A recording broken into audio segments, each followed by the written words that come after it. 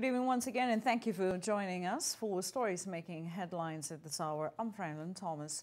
President Hifikepunye Pohamba has expressed concern over increasing disputes between traditional authorities over communal land. The president says some disputes are fueled by individuals within traditional authorities who are under the false impression that communal land belongs to traditional leaders.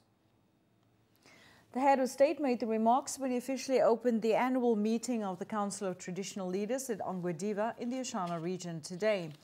President Pohamba indicated that of late, communal land ownership has been marred by disputes, especially among traditional leaders.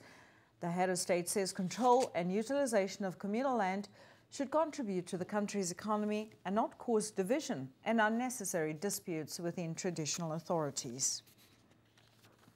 A delegation of senior SWAPO party leaders visited the last known dwelling of the late Chief Hosi Akutaku of the Ovaherero on Saturday.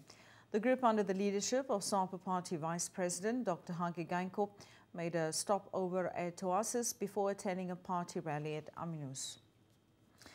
The SWAPO leaders were joined by Omaheke-based Ovaherero and Mbandero traditional functionaries for the visit to the residence of the late Hosi Akutaku. The late Kutaku is a revered leader, of the Ovaherero, who also played a major role in giving passage to SWAPO leaders who went into exile in the 60s. Founding President Dr. Sam Nyoma and Dr. Geinkop were some of those leaders who met him before fleeing the South African territory at the time. Two brothers appeared before the Karatura Magistrates Court today in connection with Friday evening's theft of more than $1 million from a cash-in-transit vehicle. A security guard was killed in the robbery, while the vehicle was also set on fire.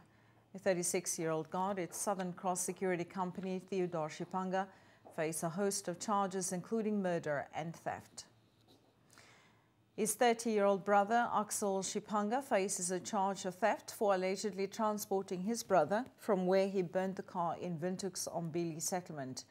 The state alleges that Theodore Shipanga killed his co-worker and drove the cash-in-transit vehicle from Ochivarongo to Windhoek's Ombili informal settlement on Friday evening. He allegedly took the money from the vehicle before setting it on fire. His brother, Axel Shipanga, allegedly arrived at the scene and provided his brother with a getaway transport he required. In business news, Namibia is bidding to host the largest travel tourism summit in 2013, and preparations for the bid have already started. The Adventure World Travel Summit is an annual conference which brings together more than 600 adventure travel professionals from all over the world to discuss and exchange ideas on how best to enhance the industry.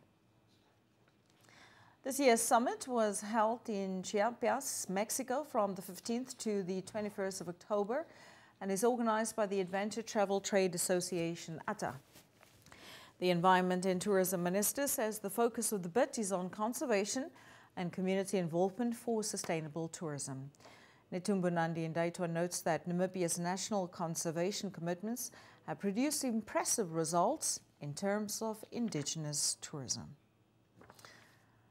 And in sport news, it's all systems go for the country's appeal against a Federal Confederation of African Football CAF rejection of the NFA's protests over the alleged use of a Cameroonian player by Burkina Faso in their 2012 Africa Cup of Nations qualifier. Still with football news, the arrival of the Djibouti team in Namibia last night was delayed due to passport problems of one of that country's players. The NFA's arguments in the appeal will be delivered by Zimbabwean-trained lawyer Shafimana Wetele, who was armed with the necessary documentation as they departed yesterday. Meanwhile, the Djibouti national team's arrival last night was delayed as one of the players' passports was allegedly damaged. The player could therefore not be allowed to enter Namibia by immigration officials. And those were the stories that made headlines here on NBC. Until next time, good night.